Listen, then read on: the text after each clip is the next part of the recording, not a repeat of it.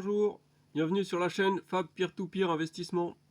Aujourd'hui, on va faire le bilan des plateformes Lender Market et Debitum, donc depuis la précédente vidéo qui date d'il y a environ un mois. Alors, on va déjà jeter un œil sur les plateformes en question. Donc sur Lender Market, j'ai actuellement 1654,20 € d'investis et j'ai un profit accumulé en tout de 83,21 €. Qu'est-ce qu'on peut dire d'autre? Au niveau des retards, on voit que de 1 à 15 jours, j'ai 174,59 €. De 16 à 30 jours de retard, j'ai 110,97 €. Et de 31 à 60 jours de retard, j'ai 521,69 €. Donc un beau paquet qui arrive dans le dernier délai avant le déclenchement de la buyback. Donc a priori, ça devrait être payé bientôt. Sinon, j'ai pas de problème particulier sur cette plateforme, hein, donc mis à part toujours ces retards qui sont habituels, hein, ça fait partie, on va dire, du fonctionnement de la plateforme. Taux d'intérêt qui est toujours bien élevé, hein. Là on voit qu'on est à 14,5%, même plus, donc c'est vraiment bien. Donc j'ai rien de particulier à dire, elle fonctionne toujours très très bien. Je n'ai pas mis en place d'investissement automatique pour l'instant sur cette plateforme. Je continue de choisir moi-même mes prêts un par un. Voilà, comme on voit par ici.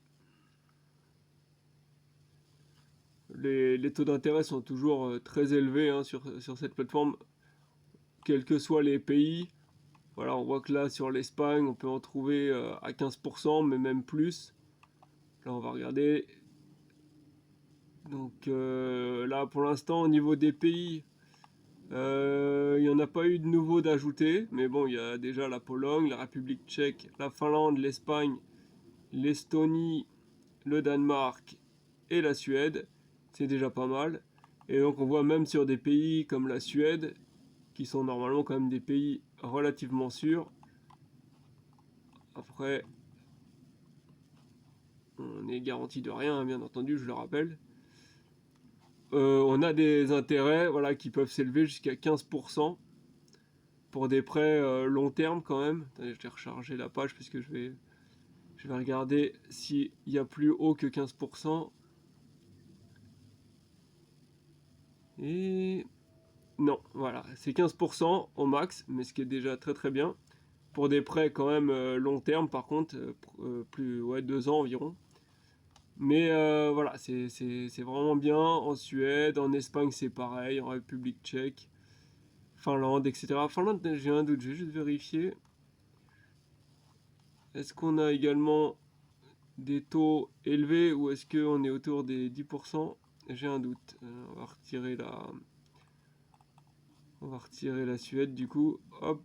Alors, Finlande, qu'est-ce que ça dit?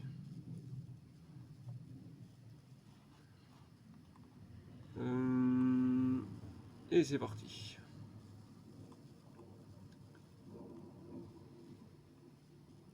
Voilà, et ben voilà, même la Finlande, on est à 14%.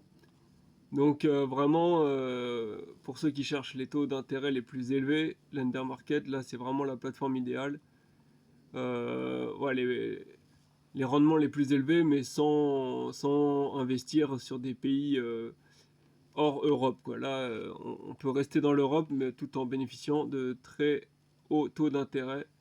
Donc là, c'est vraiment un bon point pour cette plateforme. Ensuite, on passe à Debitum. Donc Debitum, je suis à 3359,57 €. Un gain total accumulé depuis que je me suis inscrit de 102,49 €.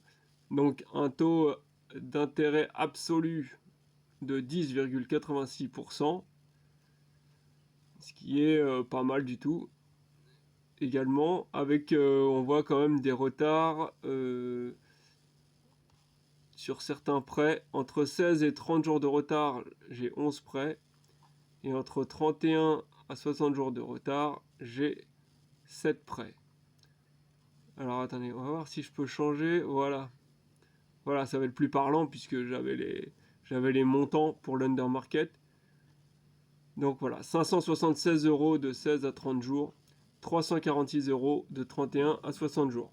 Sachant que sur Debitum, la buyback se déclenche plus tard, elle se déclenche au bout de 90 jours. Et que tous les jours de retard sont payés avec en plus un bonus ou un malus, ça dépend dans quel sens on est, mais pour les investisseurs, c'est un bonus. Donc, c'est une bonne chose. J'ai toujours cette crypto-monnaie, la DEB, qui s'accumule, sans que je sache exactement toujours quoi en faire. Mais bon, on sait jamais. Peut-être dans quelques années, ça vaudra son équivalent en dollars ou en euros. Hein, ça sera pas mal. Ça serait pas mal. Voilà. Donc tout se passe bien sur cette plateforme également. Rien de particulier à dire. Alors, maintenant on va aller voir, on va faire les petits calculs, on va dire. On va voir entre les deux plateformes, donc les performances que j'ai eues, et surtout entre la précédente vidéo et celle-ci, l'évolution des montants des gains et des montants investis. Alors là, on voit que pour l'undermarket, donc on voit l'évolution entre le 16 juin et le 17 juillet, puisque la précédente vidéo donc était du 16 juin. J'avais à l'époque 1633,14 euros d'investis. Je suis maintenant à 1654,20 euros et donc une évolution de 21,06 euros. Donc au niveau des gains, j'étais à 62,15 euros. Je suis maintenant à 83,21 euros, ce qui donne un gain de 21,6 euros. Donc je n'ai absolument rien, je n'ai pas investi d'argent depuis cette période, depuis la précédente vidéo sur cette plateforme, mais les intérêts ont évolué de 21 euros, donc c'est plutôt pas mal toujours pour la somme investie. Pourquoi j'ai pas investi plus sur cette plateforme sur cette période et ben, parce que comme j'expliquais sur la vidéo de classement, je l'ai complètement oublié cette plateforme. Je crois que j'avais oublié de la réouvrir depuis un moment. Et donc voilà, j'y pensais plus, mais là je vais bien pas tarder à remettre certainement un petit billet, comme on dit. Peut-être 100 euros déjà, ça serait déjà pas mal. Et on verra. Alors ensuite, on passe à Debitum. Donc j'étais à 3204,53 € sur la précédente vidéo, donc toujours qui datait du 16 juin. Je suis au 17 juillet à 3359,57 €. Et là, on note donc une évolution de 155,4 € durant cette période. Au niveau des gains, j'étais à 76,24 €. Je suis passé à 102,49 € et ça fait donc une évolution de 26,25 € en plus. Donc là par contre j'ai bel et bien réinvesti sur cette plateforme. J'ai pas fait le calcul du coup, mais ça, bon, grosso modo on voit que ça fait environ 125 €, 125 € d'investi sur un mois. Voilà, en général, de toute façon, ce que je fais sur Debitum, c'est que comme les prêts, c'est minimum 50 € pour investir sur un prêt. Et ben, ce que je fais, c'est que quand j'ai un remboursement, mais que c'est moins de 50 €, un remboursement de 20 €, 25 €, peu importe, et ben moi je complète, je rajoute le complément pour faire 50 et pouvoir réinvestir aussitôt l'argent. Voilà, comme ça me donne un rythme d'investissement sur cette plateforme. Alors maintenant, on va voir, bah, j'ai pris en compte maintenant la performance, donc le pourcentage. Donc on retourne sur Lender Market et on voit que donc entre la performance sur la période, donc 21 euros de bonus, pardon, pas de bonus mais de gain, 21 euros supplémentaires, ce qui fait une performance de 1,27% sur cette plateforme, voilà, pendant cette période. Plus 1,27%, donc ce qui est plutôt pas mal. Ça reste dans sa performance habituelle, hein, qui est toujours très bonne.